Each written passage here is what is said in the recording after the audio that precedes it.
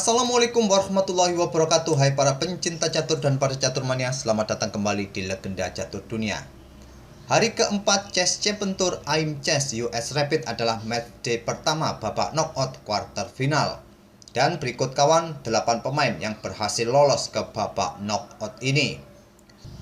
Di sini ada Vladislav Artemiev yang pada babak penyisian berhasil memimpin klasemen bertemu dengan Leonid Dominguez, dan Wesley So saat itu menempati posisi kelima bertemu dengan Alireza Firoza, dan Levon Aronian bertemu dengan Shahryar Mamedyarov.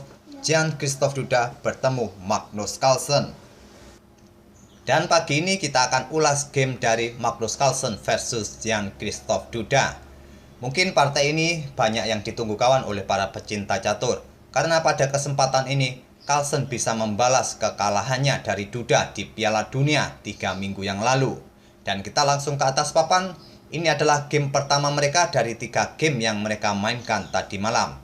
Rekor pertemuan kedua pemain ini kawan dalam permainan rapid sebanyak 10 kali pertemuan, dengan keunggulan Carlsen 3 kali menang, 2 kali kalah, dan sisanya 5 kali remis. Dan di sini Magnus Carlsen pegang putih, bermain dengan pembukaan ready opening kuda F3. Pembukaan yang fleksibel bisa berubah ke bentuk pembukaan yang lainnya. Jan-Christophe Duda membalas dengan pion D5. Pion G3, sepertinya Carlsen akan bermain dengan King's Indian Attack. Pion G6, Gajah G2, Gajah G7, Carlsen rokade, dan Jan-Christophe Duda mengembangkan kuda F6, dibalas Carlsen dengan pion C4 menantang pion pusat hitam. Tantangan ditolak. Duda memainkan pion C6, pion B3 lanjut. Carlsen berencana double Viacento kawan untuk gajah gelapnya di petak B2, dan sekarang kuda lompat ke E4, membuka diagonal petak gelap untuk menyerang beteng. Simpel diantisipasi dengan pion D4, dan hitam atau Duda melakukan rokade di langkah ketujuhnya. Carlsen melanjutkan pengembangan gajah B2, gajah hitam berkembang ke F5. Dan pada posisi ini kawan di langkah ke-8 ini ada momen yang cukup menarik.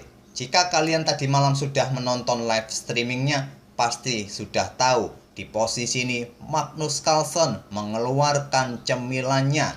Dia dengan santai nyemil mie saat bermain melawan Jan-Christophe Duda ini. Enaknya main online di rumah seperti ini kawan. Bisa serius tapi santai. Permainan pun berlanjut. Magnus Carlsen memainkan pion E3, memperkuat posisi pion pusat, juga memberikan petak bagi pergerakan menteri mungkin ke petak E2. Karena jika menteri bergerak ke petak C2 kawan cukup riskan, karena di diagonal ini ada gajah yang siap memberikan discover attack. Dan Jan-Christophe Duda memainkan pion A5, mencoba bermain lewat sayap menteri. Dibalas Carlsen pengembangan kuda ke C3, menantang pertukaran kuda. Tapi tantangan ditolak kawan karena posisi kuda hitam ini cukup bagus di peta E4 ini. Di sini Duda melanjutkan pengembangan kuda ke D7. Mungkin persiapan melangkahkan kudanya ke peta F6 nanti. Dan jika nanti ada pertukaran kuda, maka kuda satunya bisa menempati peta E4. Carlsen melanjutkan dengan langkah menteri ke E2, mengkoneksikan kedua betengnya. Persiapan untuk menempatkan kedua betengnya mungkin di peta atau di lajur pusat nanti, juga untuk memberikan tambahan kontrol di peta B5, agar jika pion ini didorong maju ke depan, putih masih bisa untuk mengontrol peta B5 ini. Dan akhirnya Jan-Christophe Duda menukarkan kudanya, dipukul balik oleh gajah putih. Gajah hitam bergerak ke E4. Dan bila nanti ada kesempatan, hitam akan menukarkan gajah petak terangnya dengan gajah putih ini. Carlsen melanjutkan pion C pukul pion D5, dipukul balik oleh pion C. Selanjutnya menteri putih bergerak ke B5 mengincar pion yang ada di B7, juga memberikan pressure bagi pion A5. Di sini diantisipasi dengan menteri ke C7, beteng putih bergeser ke C1, persiapan discover attack. Terlebih dahulu Duda menantang pertukaran menteri. Tantangan diterima, menteri pukul menteri, dipukul balik oleh pion B. Dan ada satu game kawan di tahun 2018 yang pernah memainkan game seperti ini sampai langkah ke-16, di mana permainan itu berakhir miss kawan. Saat putih memainkan variasi gajah ke petak H3 dan dibalas dengan langkah pion E6, permainan berakhir miss. Tapi di sini Carlsen tidak memainkan gajah ke H3, memilih langkah kuda ke E1, membuka tantangan untuk pertukaran gajah petak terang. Tantangan ditolak, Jan Christoph Duda memainkan pion G5. Mungkin rencananya untuk menghadang pergerakan pion F4 ataupun pion H4. Di sini Carlsen menukarkan gajahnya, dipukul balik oleh pion D, bertumpuklah pion hitam di lajur E ini kawan. Dan hitam mempunyai dua pion terpisah kawan di lajur C dan di lajur A. Ini menjadi target mudah kawan bagi putih di langkah-langkah berikutnya. Carlsen melanjutkan langkah beteng naik ke C2, berencana mendobel betengnya di lajur C untuk memberikan pressure bagi pion C6. Dan dibalas dengan langkah beteng F bergeser ke B8, beteng A bergeser ke C1. Sekarang pion A4 menantang pion putih, tantangan ditolak, pion maju ke depan, dibalas dengan pion hitam didorong kembali ke A3 dan Carlsen menarik mundur gajahnya ke D2, persiapan mengeliminasi pion yang ada di peta C6. Di sini Jan Christoph Duda memainkan pion E6 untuk membuka diagonal peta gelap bagi gajahnya untuk mengincar pion B4 ini nantinya. Dan Carlsen pun pukul pion C6, dibalas gajah F8 mengincar pion putih B4, di backup dengan kuda di C2 dan kuda hitam lompat ke F6, berencana untuk menyerang kembali pion B4 nanti dengan lompat ke petak D5 ini. Carlsen menggeser betengnya ke B1 memperkuat posisi pion, kuda ke D5 menyerang pion, dan beteng naik ke B3 memberikan pressure bagi pion A3 dan sekarang pion G4. Langkah pion G4 ini kawan sepertinya hanya sebuah langkah menunggu, ataupun juga menghentikan pergerakan pion F ini ataupun pion H. Dan di sini Carlsen meresponnya dengan memainkan pion B5, menghindari ancaman dari para perwira hitam dan selanjutnya berkonsentrasi untuk mengeliminasi pion yang ada di peta A3. Mungkin di langkah berikutnya menggeser gajahnya ke C1 untuk menyerang pion ini. Jan Christoph Duda pun bersiap untuk membackup pion A-nya. Pertama-tama memainkan betengnya naik ke B7. Sekarang gajah putih ke C1 dan beteng B bergeser ke A7. Dan pada posisi ini kawan, terlihat pion ini cukup aman dari ancaman para perwira putih. Tapi Magnus Carlsen masih berkonsentrasi untuk menyerang pion A3 ini.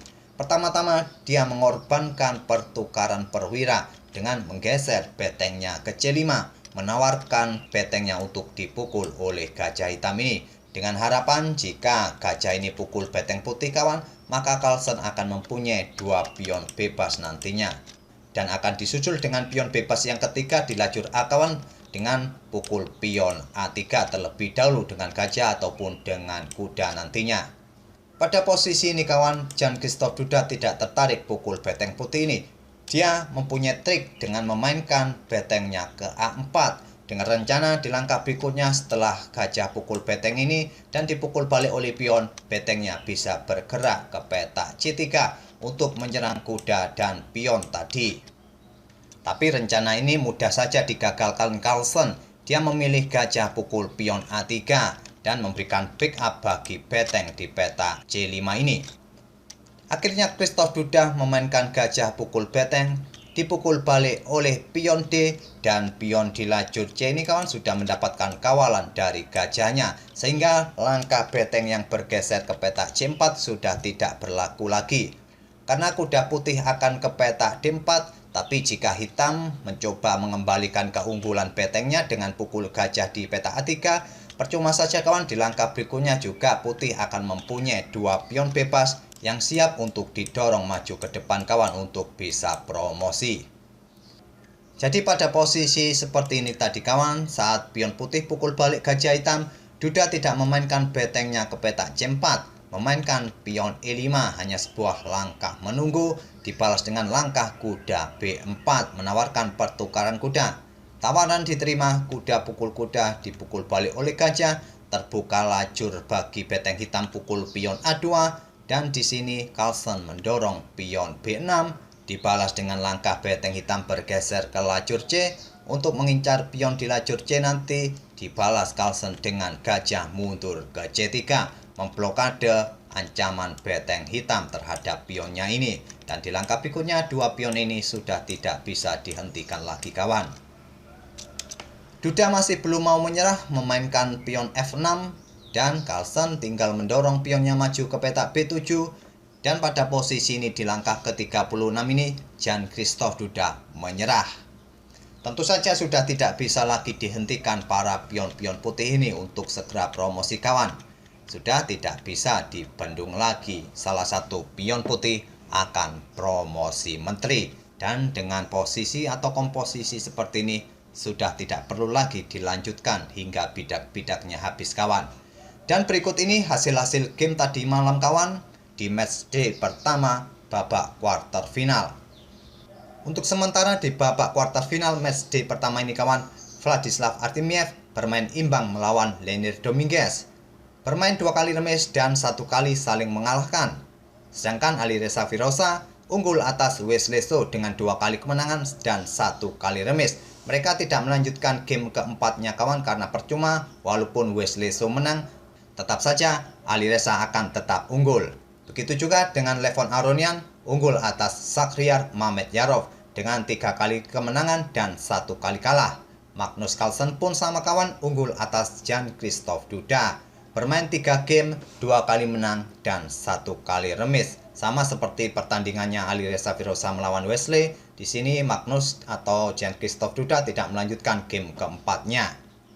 Itulah kawan permainan antara Magnus Carlsen versus Jan-Christoph Duda. Semoga permainan kedua pemain tadi bisa menghibur kawan-kawan di pagi ini. Semoga sukses selalu dengan permainan caturnya. Kita akan bertemu di video-video berikutnya. Wassalamualaikum warahmatullahi wabarakatuh.